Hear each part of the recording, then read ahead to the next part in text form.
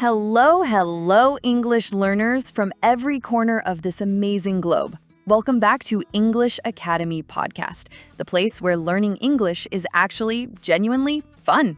I'm your host, Chloe. And I'm Liam. It's so good to be back with all of you. Last time we had a blast diving into some truly powerful words like serendipity, resilience, nuance, patience, and empathy. We loved hearing how much you enjoyed discovering them. That's right, but knowing a word is one thing, truly using it in your everyday conversations is another. Today, we're not just learning words, we're giving you the tools and strategies to confidently put those new words into action. We're going to bridge the gap between understanding and speaking. Exactly. We've heard from so many of you who are eager to expand your vocabulary, but sometimes feel stuck on how to actually incorporate new words. So get ready as Chloe and I share our top tips, fun challenges, and real-life examples to help you make your new vocabulary a natural part of your English. Get ready to activate your new words and truly make them your own. But before we jump into our practical tips, let's hear from some of our amazing listeners. You know, Chloe, we always say that the best way to learn is to practice. And we had a great message this week from Sarah in Germany who asked, I loved the words from the last episode, but how do I remember to use them when I'm speaking? They just don't come out naturally. That's a fantastic question, Sarah, and you're not alone. It's a common hurdle, and it ties perfectly into what we're doing today. It's all about moving words from your passive vocabulary, words you understand when you hear them, to your active vocabulary, words you use confidently. Absolutely. And then we had David from South Korea comment, I try to use new words, but sometimes I feel shy or worried I'll use them incorrectly. David, that's completely normal, and we're going to give you some strategies to overcome that fear today. Speaking of which, Liam, are you ready to dive into our first strategy for activating new vocabulary? I am absolutely ready. Lay it on me, Chloe. I'm ready to make these words work for me. Our first strategy is something we call the Contextual Connector. It's all about making new words stick by connecting them to your own life and experiences. Love that. So how does it work? Okay, let's take serendipity from our last episode. Instead of just memorizing its definition, finding something good or valuable when you weren't specifically looking for it, you need to find your own personal examples. Think of a time in your life when serendipity happened. Like my story about finding that rare first edition book when I was actually looking for a different one. That was my personal serendipity moment. Exactly. When you connect a word to a strong memory or a personal story, your brain creates more pathways to retrieve it. So, listeners, pause right now or after the episode and think, when did serendipity appear in your life? Maybe you got lost and found an amazing coffee shop or stumbled upon a job opportunity you weren't even searching for. That's so powerful. And you can do this for any word. For resilience, think of a time you bounced back from a difficult situation. For patience, remember a moment when waiting calmly paid off. That's a fantastic start. Now, for our second strategy, let's talk about the Sentence Supercharger. It's not enough to just think about a word, you need to use it in various sentence structures. Absolutely, Chloe. Writing or speaking sentences with your new words helps embed them into your active vocabulary. It's like building muscle memory for your vocabulary. Right.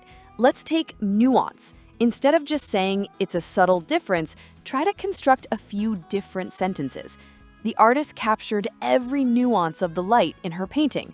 Understanding the cultural nuances is key to effective communication. His explanation lacked the necessary nuance to fully convey his meaning. And notice how practicing these sentences out loud helps even more. You start to feel the word in your mouth, hear how it sounds, and automatically improve your pronunciation along with your vocabulary. So pick one of the words we discussed and try to create 3 different sentences using it right now. Our third strategy is what we call the Conversational Catalyst. This is where you actively seek opportunities to use your new words in real conversations. Indeed, this might feel a bit intimidating at first, but it's the ultimate test and the most effective way to truly own a word. Start small. Absolutely. Let's think about empathy. You could casually bring it into a conversation. If a friend tells you about a difficult day, you might say, "I can really feel your frustration right now. I try to practice empathy in those situations." Or even in a discussion about a movie, the director showed great empathy for the character's struggles. And don't be afraid to make a mistake or sound a little unnatural at first. The goal is to try. The more you activate the word in a live setting, the more natural it will become. You could even tell a language exchange partner, "Hey, I'm trying to use the word resilience today. Can you help me incorporate it?" 2 more strategies to go, and we're building a powerful toolkit. Liam, for our 4th strategy, let's talk about the daily reminder ritual. Consistency is key, right? Absolutely, Chloe. We often learn new words and then forget them because we don't reinforce them. This strategy is about creating simple, daily habits. Exactly. Take patience. You could write the word on a sticky note and put it on your mirror. Every time you see it, quickly think of its meaning and one personal sentence. Or use a vocabulary app that sends you daily reminders and prompts. Another great idea is to have a new word journal or even a simple note on your phone. At the end of each day, quickly review the new words you learned or tried to use and maybe jot down a sentence for each. This small ritual takes minutes but makes a huge difference in retention. We're almost there. Our 5th and final strategy for today, one that connects to our overall journey, is the teach someone else test. Ooh, I love this one. The best way to understand something is to explain it to someone else. Indeed, pick one of your new words like serendipity and try to explain it to a friend, family member, or even a pet. Just kidding. But seriously though, when you articulate the meaning, give an example, and answer questions about it, you solidify your own understanding. And you don't even need another person. You can literally talk to yourself in the mirror, explaining the word and how to use it, or record a voice note on your phone. This active recall and explanation is incredibly powerful for moving words into your active vocabulary. Wow, Liam, what a fantastic set of strategies today. The Contextual Connector, the Sentence Supercharger, the Conversational Catalyst, the Daily Reminder Ritual, and the Teach Someone Else test. I feel like we've given our listeners real, actionable ways to use the words we covered in the last episode. We really have. And remember, everyone, the best way to master these words is to start applying these strategies. Don't just listen, do. Try incorporating them into your daily routines, challenge yourself to use them in conversations, and celebrate every time a new word naturally pops into your head. Absolutely. The more you interact with new vocabulary in these active ways, the more naturally it will become part of your own language. Don't be afraid to experiment and make mistakes. That's part of the learning journey. And speaking of interacting, we'd love to hear how these strategies work for you. Which one will you try first? Have you successfully used any of the words from our last episode in a conversation? Let us know in the comments below. We love hearing your stories and seeing your progress. Yes, your feedback and stories are what keep us going and inspire new episodes. We're truly grateful for this global community we're building. Before we wrap up, Chloe, what's one final piece of encouragement you'd give to someone trying to activate their new vocabulary? I would say be patient with yourself. It takes time for new words to feel natural.